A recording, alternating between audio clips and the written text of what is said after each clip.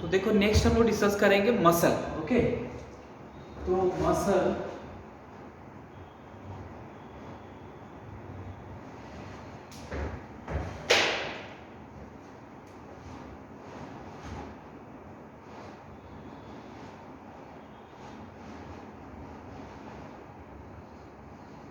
Discuss करेंगे। Okay, तो muscle क्या है?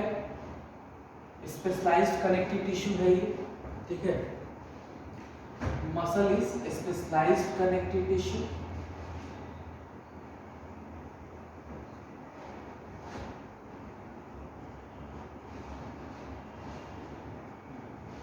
तो ये स्पेशलाइज्ड कनेक्टिव टिश्यू है, tissue of mesodermal in origin. तो इसको अलग ही लिख लो। तो specialised connective tissue that is mesodermal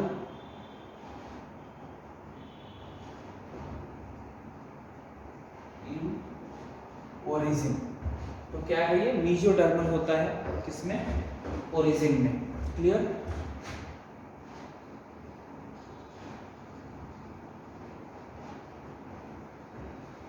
तो ये याद रखना आपको। देन जो टोटल मसल्स हैं, टोटल जो मसल्स हैं उसका नंबर है बच्चों 6 में आप 3 ऐड करोगे तो कितना हो जाएगा? 9।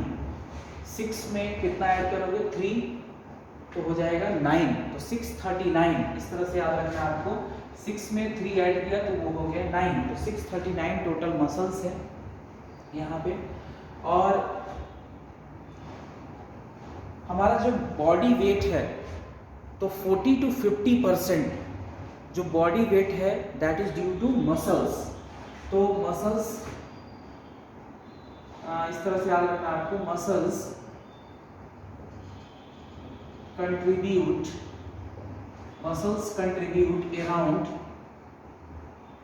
40 to 50%, that is in line of NCERT, 40 to 50% of body weight।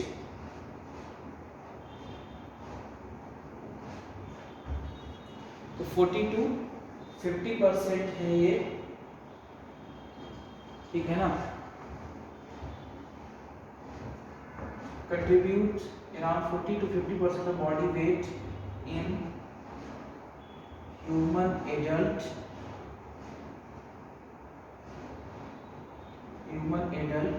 Okay.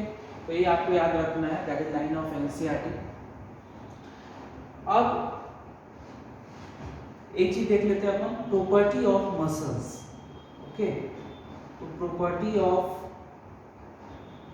Muscles क्या है? तो there are 4 property. First is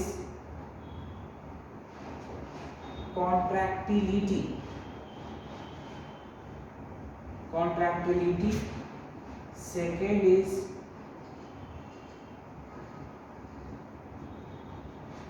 extensibility। Third, elasticity। Okay, that is elasticity and excitability। Okay, so fourth is excitability।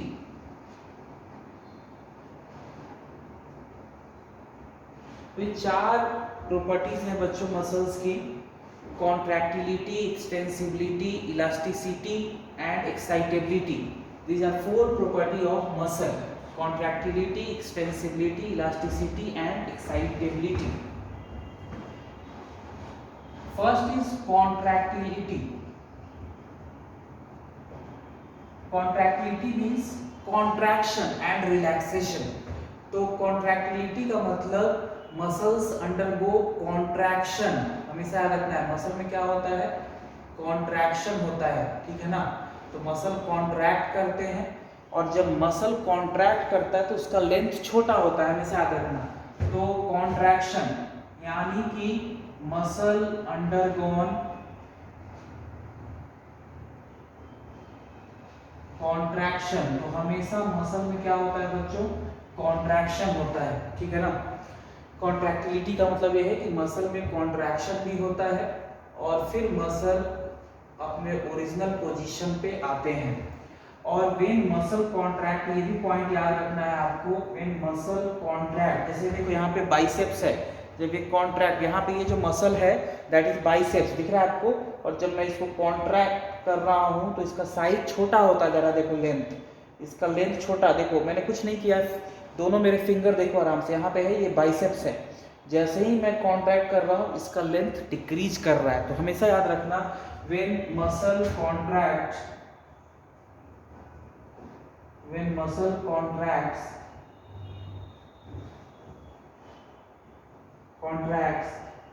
length of muscle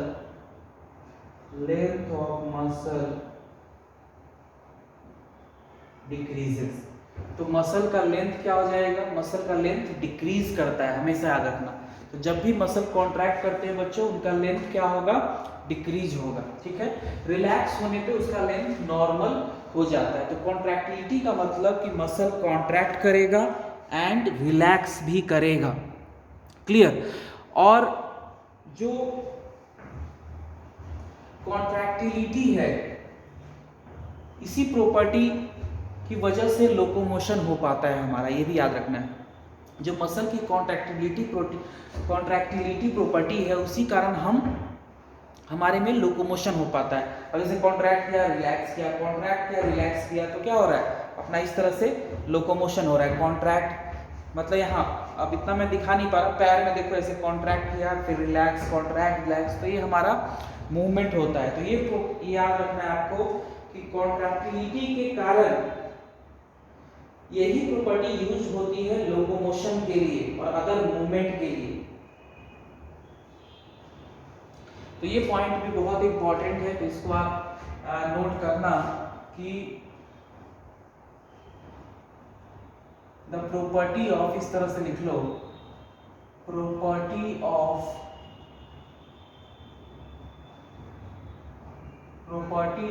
contractility, property of contractility of muscle, property of contractility of muscles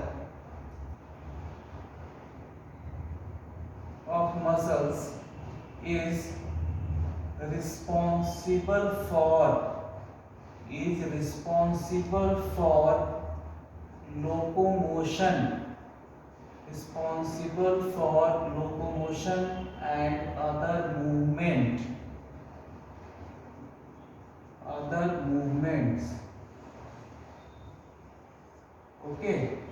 So the property of contractility is responsible for locomotion and other movements, okay। तो contractility हमें समझ में आ गया। अब extensibility, ये देखिए extensibility का मतलब मसल में एक्सटेंशन होता है, एक्सटेंड करते हैं, वो स्ट्रेच हो सकता है, ठीक है ना। तो मसल इज स्ट्रेचेबल, उसमें आप स्ट्रेच कर सकते हैं, मसल को स्ट्रेच किया जा सकता है, थोड़ा सा खिंचाव हो सकता है। अब बहुत ज़्यादा खिंचाव होगा तो दिक्कत होगी, लेकिन मसल कैन बी स्ट्रेच्ड, ठीक है। तो मसल्स क्या होते हैं, स्ट्रेचेबल होते हैं, that is the meaning of extensibility. मतलब उनमें एक्सटेंशन होता है, मतलब उनको स्ट्रेच किया जा सकता है, खींचा जा सकता है, that is the meaning of extensibility. Elasticity का मतलब क्या होता है, जैसे आप किसी भी इलास्टिक सब्सटेंस को देखोगे, रबर को देखोगे, उसमें इलास्टिसिटी है, तो ऐसे आपने खींचा, फिर वो अपने नॉर्मल पोजीशन पे आ जाएगा।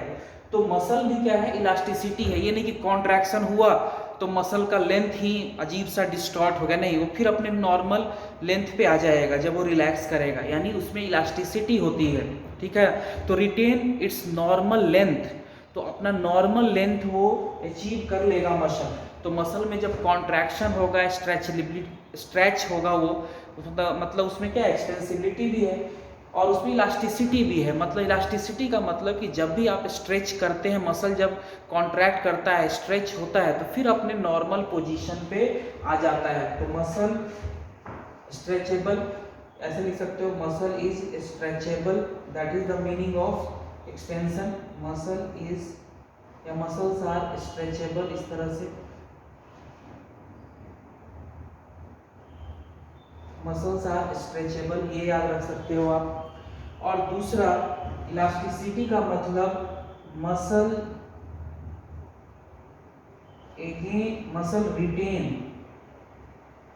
मसल्स रिटेन their original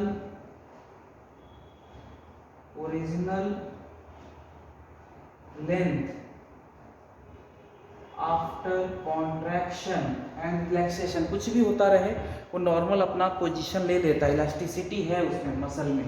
ऐसा नहीं कि एक बार खींच लिया तो खींचा ही रह गया, उसके बाद वो आएगा ही नहीं नॉर्मल पोजीशन में, ठीक है ना। तो muscle retain the original length after contraction, okay, after contraction. तो कॉन्ट्रैक्शन के बाद फिर अपना ओरिजिनल लेंथ रिटेन कर लेगा जब रिलैक्स करेगा। कॉन्ट्रैक्शन एंड रिलैक्सेशन, इस तरह से लिख लो, कॉन्ट्रैक्शन एंड रिलैक्सेशन। जब भी कॉन्ट्रैक्शन एंड रिलैक्सेशन होता है तो मसल अपना एक ओरिजिनल लेंथ रिटेन कर लेता है, that is the meaning of elasticity. Excitability का क्या मतलब है बच्चों? देखो, एक्साइटेबिलिटी का मतलब कि जैसे न्यूरॉन्स होते हैं, ठीक है ना, न्यूरॉन्स क्या है, वो भी एक्साइटेबल है। तो यहाँ भी आप अगर एक स्टिमुलस दोगे, एक्साइटेबिलिटी का मतलब अगर एक स्टिमुलस अप्लाई करोगे आप मसल को, तो वो अपना एक रिस्पॉन्स शो करेगा। तो एक्साइटेबिलिटी का मतलब when A stimulus is applied, when A stimulus is applied, muscles show response।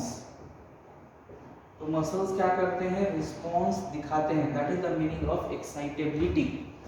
तो एक्साइटेबिलिटी का मतलब क्या हुआ?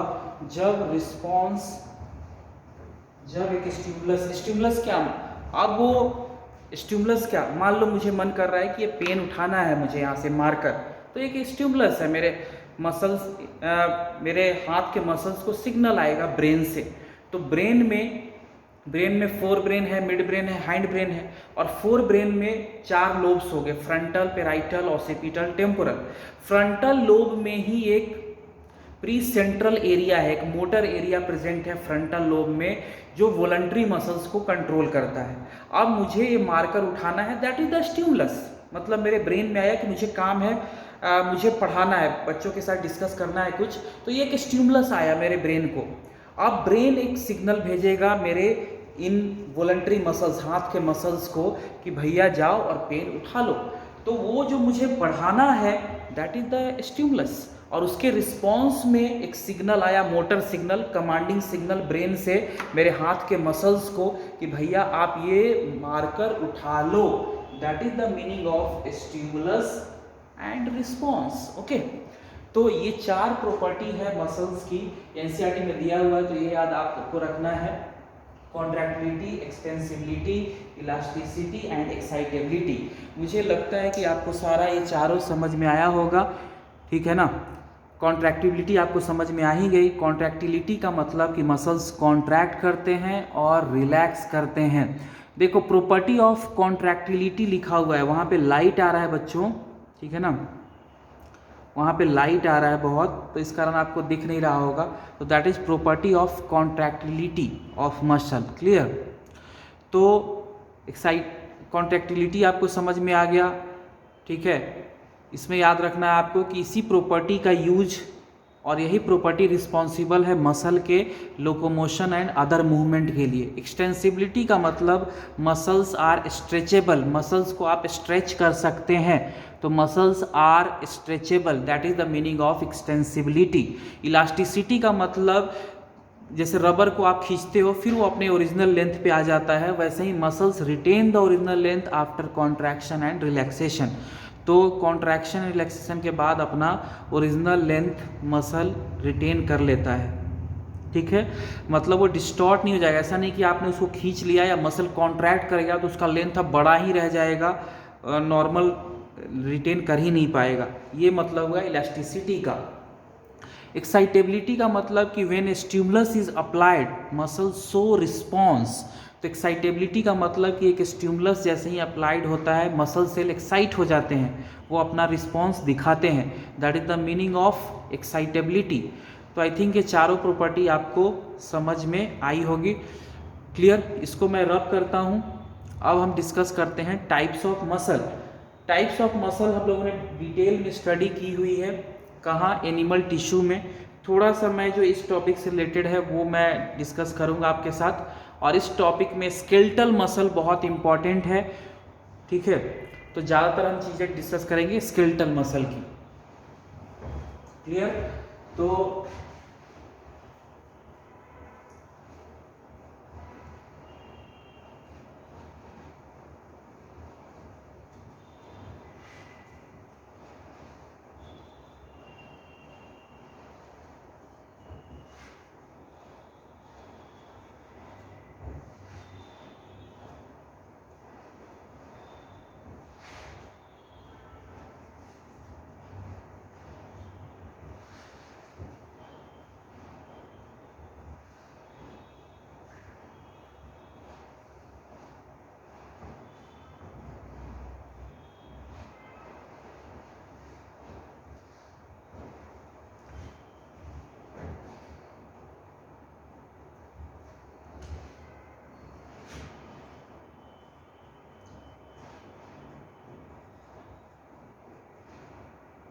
टाइप्स ऑफ मसल, तो फर्स्ट इज स्केलेटल मसल, ये आपको पता है स्केलेटल मसल। सेकेंड इज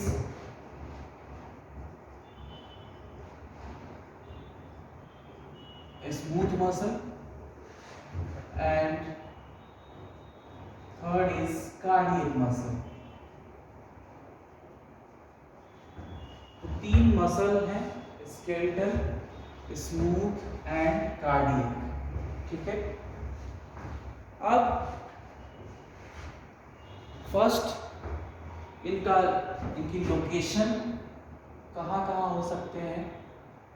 तो स्केलेटल मसल जो है जनरली एसोसिएटेड है स्केलेटल कंपोनेंट के साथ।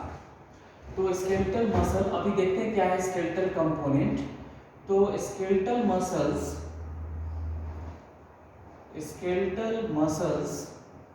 Are associated with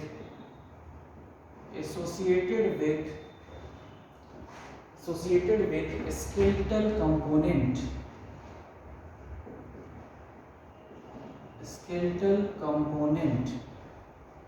okay. अब स्केलेटल कंपोनेंट क्या होता है? स्केलेटल कंपोनेंट मतलब बोन, ठीक है, बोन, कार्टिलेज एंड लिगामेंट।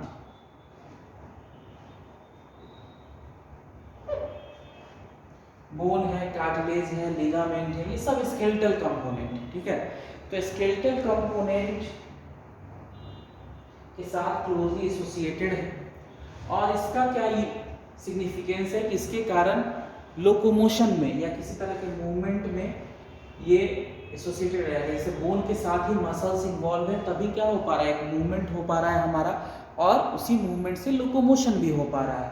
तो जो स्केलेटल मसल्स हैं आर एसोसिएटेड विथ या आर क्लोजली एसोसिएटेड विथ, इस तरह का लाइन एनसीईआरटी लिख रही है, are closely associated with skeletal component, bone, cartilage, ligament, ये सारे स्केलेटल कंपोनेंट हो गए, इनके साथ अटैच है, associated with skeletal component and help in different movements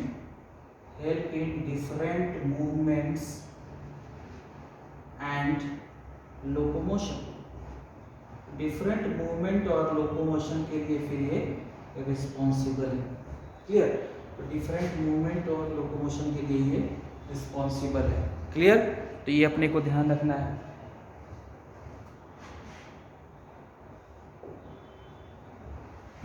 तो ये ध्यान रखना, क्लियर। तो ये हो गया स्केलेटल मसल का काम, लोकेशन। स्मूथ मसल की लोकेशन कहाँ कहाँ है? तो स्मूथ मसल की जो लोकेशन है वो है जितने भी इनर ट्यूबुलर जो या इनर हॉलो जो ऑर्गन्स हैं वहाँ पे ये प्रेजेंट है। जैसे रिप्रोडक्टिव ट्रैक्ट में रिप्रोडक्टिव ट्रैक में स्मूथ मसल्स प्रेजेंट होते हैं, ठीक है ना, रिप्रोडक्टिव ट्रैक में प्रेजेंट होते हैं। फिर आपको गैस्ट्रो इंटेस्टिनल ट्रैक में, जीआईटी में, गैस्ट्रो इंटेस्टिनल ट्रैक में यहाँ पे स्मूथ मसल्स प्रेजेंट होते हैं। जो भी इनर हॉलो ऑर्गन्स हैं, ठीक है ना, वहाँ पे यूट्रस में आपको, यूट्रस में क्या है, स्मूथ मसल्स प्रेजेंट है, ठीक है ना। यूरिनरी ब्लैडर में हमने पढ़ा था, वहाँ पे स्मूथ मसल्स हैं, उनका नाम बेट्रूसर मसल था। तो इस तरह से जो भी हॉलो विसरल ऑर्गन है वहाँ पे इस तरह के स्मूथ मसल्स प्रेजेंट होते हैं बच्चों। क्लियर?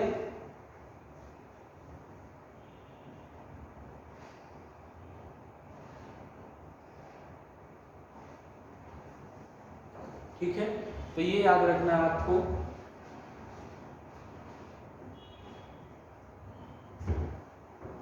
इस तरह से वॉल ऑफ, ये एनसीईआरटी की लाइन है कहाँ पे स्मूथ मसल्स हैं, तो wall of inner hollow visceral organs, तो उनके वाल में ये आपको प्रेजेंट मिलेगा। गैस्ट्रोइंटेस्टाइनल ट्रैक्ट को ही एलिमेंट्री कैनाल भी बोलते हैं अपन, ये आपको पता है, तो एलिमेंट्री कैनाल, तो इनके वाल में क्या है, आपको सारा स्मूथ मसल्स प्रेजेंट होगा, रिप्रोडक्टिव ट्रैक में, एलिमेंट्री कैनाल में, यूट्रस में, यूरिनरी ब्लैडर में। तो इन inner wall of hollow visceral organ, visceral जो अंदर में इंटरनल ऑर्गन्स हैं उन्हीं को विसरल ऑर्गन बोलते हैं, जैसे यूट्रस है, यूरिनरी ब्लैडर है, एलिमेंट्री कैनाल का स्टोमक है, इंटेस्टाइन है, सारा कुछ, लीवर, ये सारे क्या है, विसरल ऑर्गन्स हैं। क्लियर? तो जितने भी इनर हमारे ऑर्गन्स हैं वो विसरल ऑर्गन है, तो ये याद रखना। कार्डिक मसल्स जो है इनका लोकेशन आपको पता है, दैट इज हार्ट, तो हार्ट में कार्डिक मसल्स प्रेजेंट है। क्लियर? तो हार्ट में कार्डिक मसल प्रेजेंट है। तो इस तरह से इनकी लोकेशन हो गई। तो मैं उतना ज़्यादा डिटेल में यहाँ स्टडी आप नहीं डिस्कस करूँगा, क्योंकि हम लोगों ने बहुत पढ़ा हुआ है एनिमल टिश्यू में, मस्कुलर टिश्यू में सारा कुछ। तो बस इस टॉपिक जितना एनसीईआरटी में यहाँ दिया हुआ है वही मैं डिस्कस कर रहा हूँ आपके साथ। क्लियर? दूसरा जो स्केलेटल मसल है, these are voluntary muscle. Voluntary muscle का मतलब क्या होता है, जो अपने हमारे विश के अकॉर्डिंग काम करे। जैसे मुझे इस मार्कर को यहाँ पे रखना है, तो ये किससे हो रहा है, ये वॉलंटरी स्केलेटल मसल की हेल्प से हो रहा है। जो भी लिम्स के मेरे हाथ के मसल से, वो क्या है, स्केलेटल मसल है। मुझे आपको जीभ चिढ़ाना है, किसी को चिढ़ाना है, जीभ दिखा दिया, तो टंग मसल्स, ये भी क्या है, ये भी स्केलेटल मसल है। तो दीज आर वॉलंटरी। अब कैसे, एनसीईआरटी पढ़ोगे थोड़ा सा आपको कंफ्यूजिंग लगेगा, नॉट डायरेक्ट, ये इस तरह से एनसीईआरटी लिखा है कि direct control of nervous system. तो डायरेक्ट कंट्रोल, इन सब का क्या मतलब होता है, देखो। तो जैसे मैंने आपको बताया कि हमारे ब्रेन में क्या है, जो ब्रेन में फ्रंटल लोब है, ठीक है ना। ब्रेन में भी क्या है, फोर ब्रेन है, मिड ब्रेन है, हाइंड ब्रेन है। ब्रेन को अगर डिवाइड करोगे, फोर ब्रेन में भी सेरिब्रम है। अब सेरिब्रम में आपको पता है 4 तरह के लोब होते हैं, फ्रंटल, पैराइटल, ऑसिपिटल और टेम्पोरल। अब फ्रंटल लोब में एक प्री सेंट्रल एरिया है, दैट इज मोटर एरिया, और वहीं से सारे वॉलंटरी मसल्स को कंट्रोल किया जाता है। तो फ्रंटल लोब में इतना अभी समझो, जब हम लोग नर्वस सिस्टम डिस्कस करेंगे तो और आपको समझ में आएगा।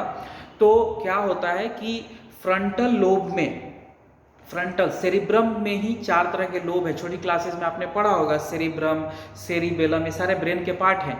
तो सेरिब्रम के फ्रंटल लोब में एक वॉलंटरी मसल्स को कंट्रोल करने के लिए एक एरिया है जिसका नाम है प्री सेंट्रल एरिया।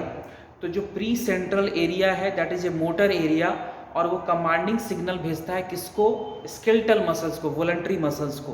यानी मुझे सपोज करो कि मुझे मार्कर उठाना है, तो ये सिग्नल गया मेरे प्री सेंट्रल एरिया को, मोटर एरिया को, जो फ्रंटल लोब में है, वहाँ पे सिग्नल उसी के पास मतलब सिग्नल जाएगा, एक सेंसरी एरिया होगा फ्रंटल लोब में जो रिसीव करेगा। उसके बाद वहाँ से एक कमांडिंग सिग्नल आएगा, ठीक है ना। तो एक वहाँ सिग्नल गया, वहाँ से कमांडिंग सिग्नल आया कि भैया ये मार्कर उठाना है मुझे, तो ये वॉलंटरी कंट्रोल हुआ, मतलब ये भी ब्रेन से ही कंट्रोल हो रहा है। और कॉन्शस कंट्रोल है, मतलब आपका ब्रेन होशो हवास में काम कर रहा है। तो स्केलेटल मसल कॉन्शस कंट्रोल है एक्चुअली कहो तो, और डायरेक्ट कंट्रोल है। जो इनवॉलंटरी मसल्स है जैसे ये स्मूथ और कार्डिक, ये हमारे कॉन्शसनेस से कंट्रोल नहीं होते, कॉन्शस ब्रेन से कंट्रोल नहीं होते, ये ऑटोनोमिक नर्वस सिस्टम से कंट्रोल होते हैं। ये डायरेक्टली हमारे सेंट्रल नर्वस सिस्टम, ब्रेन का जो सेंट्रल नर्वस सिस्टम है उससे कंट्रोल होगा। अब ब्रेन में आप डिटेल में लोग पढ़ेंगे तो ब्रेन में क्या है, एक जो न्यूरल सिस्टम है हमारा या नर्वस सिस्टम, उसमें दो पार्ट है, सेंट्रल नर्वस सिस्टम और peripheral nervous system. Peripheral nervous system में नर्व्स आती हैं और फर्दर उसी में ऑटोनोमिक नर्वस सिस्टम आता है, इतना समझो आप। तो ये जो मसल्स हैं ये कंट्रोल होंगे किससे, ये मसल्स कंट्रोल होंगे ब्रेन से, यानी सेंट्रल नर्वस सिस्टम डायरेक्टली इनको कंट्रोल करता है। यहाँ पे डायरेक्ट कंट्रोल नहीं है इन दोनों पे, ये ऑटोनोमिक नर्वस सिस्टम से कंट्रोल होते हैं। तो ये है वॉलंटरी मसल्स हैं अंडर डायरेक्ट कंट्रोल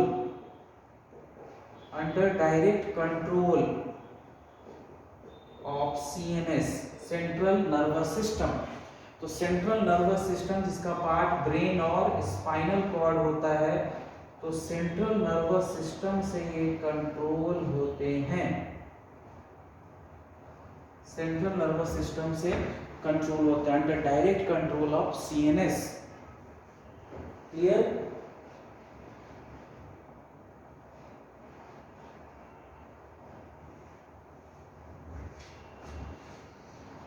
तो इसीलिए इनको वॉलंटरी कंट्रोल भी आप बोल सकते हो, अंडर डायरेक्ट और अंडर वॉलंटरी कंट्रोल। तो voluntary muscles act according to our wish, act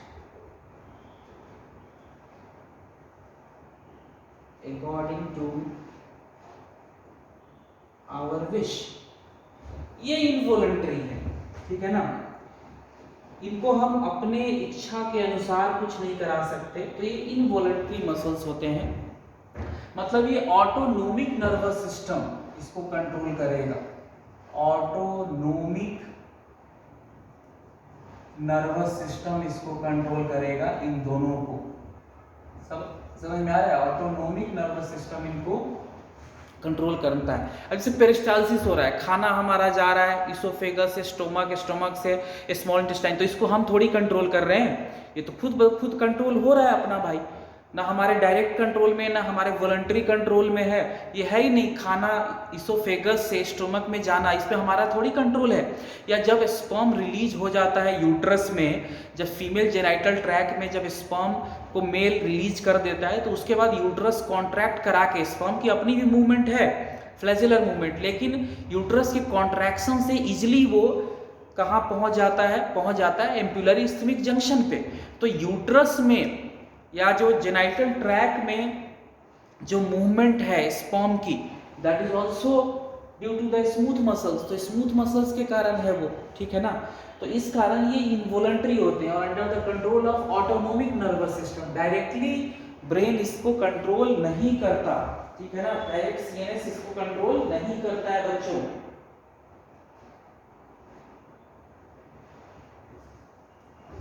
तो ये इनवॉलंटरी इसीलिए कह रहे हैं क्योंकि ऑटोनोमिक नर्वस सिस्टम इसको कंट्रोल कर रहा है, not under the direct control of the nervous system के डायरेक्ट कंट्रोल में नहीं है ये, ठीक है। इनको बस हमारे अनकॉन्शियस माइंड से ही कंट्रोल होते रहते हैं ऑटोनोमिक नर्वस सिस्टम से।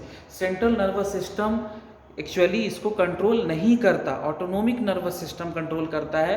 डायरेक्ट हमें नहीं पता चलता खाना कब जा रहा है, हम चबा लिए अपना, बस हो गया खाना, अब इसोफेगस से स्टोमक में पहुंच रहा है, वो हमें नहीं पता। तो that is the meaning of involuntary, not direct under the control of nervous system, ठीक है। तो ये डायरेक्ट नर्वस सिस्टम के कंट्रोल में नहीं है, ऑटोनोमिक नर्वस सिस्टम इनको कंट्रोल करता है। सेंट्रल नॉट डायरेक्ट या not under the voluntary control का मतलब कि सीएनएस डायरेक्टली इनको कंट्रोल नहीं कर रहा और हम कंट्रोल नहीं कर पा रहे हैं, ठीक है ना, यानी हमारा कॉन्शियस ब्रेन से कुछ भी काम नहीं हो रहा, ठीक है। तो ये इनवॉलंटरी हो गया। ये जो है ये भी इनवॉलंटरी है, ये भी इनवॉलंटरी है, तो ये आपको याद रखना है, तो ये भी इनवॉलंटरी है। उसके बाद जो स्केलेटल मसल है, these are striated. Skeletal muscles are striated, इनमें स्ट्राइएशन होता है, स्ट्रिप्ड होते हैं, लाइट और डार्क बैंड्स प्रेजेंट होते हैं इनमें, ठीक है ना। तो यहाँ पे स्ट्राइएशंस है बच्चों, क्लियर। तो यहाँ पे स्ट्राइएशंस हैं, तो इसको मैं रब करता हूँ, फिर आपको बताता हूँ क्या स्ट्राइएशंस हैं। तो यहाँ पे स्ट्राइएशंस प्रेजेंट होती हैं, तो इसको मैं रब कर रहा हूँ।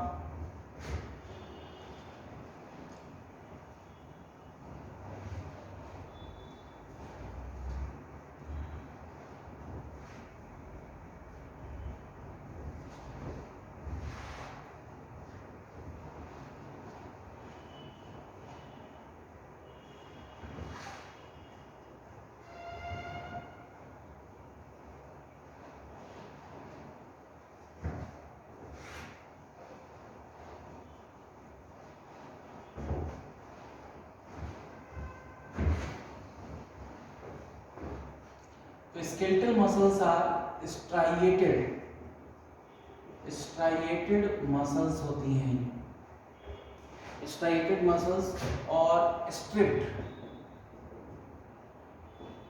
these are stripped muscles, presence of striations, striated because presence of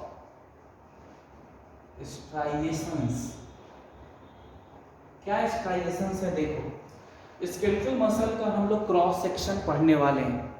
जैसे ही मैं टाइप्स ऑफ मसल कंप्लीट करूंगा, हम लोग पढ़ेंगे ट्रांसवर्स सेक्शन या क्रॉस सेक्शन में स्केलेटल मसल आपको कैसा दिखेगा माइक्रोस्कोप में, तो उसमें आपको और ज़्यादा क्लियर होगा, ठीक है। अभी इतना समझो कि स्केलेटल मसल्स को जब आप माइक्रोस्कोप में देखोगे, स्केलेटल मसल को जब आप माइक्रोस्कोप में देखोगे तो यहाँ पे लाइट और डार्क बैंड आपको दिखेंगे। कैसे? Light and dark band. Suppose ये लाइट हो गया तो उसके बाद इस तरह का डार्क बैंड दिखेगा आपको, फिर लाइट, फिर डार्क, इस तरह से लाइट डार्क, लाइट डार्क। तो यही स्ट्राइएशंस दिखती हैं। फिर लाइट इस तरह से, फिर लाइट है, यहाँ पे डार्क है, तो लाइट बैंड, डार्क बैंड, इस तरह के स्ट्राइएशंस दिखते हैं, ठीक है ना, स्केलेटल मसल में। डिटेल में और आपको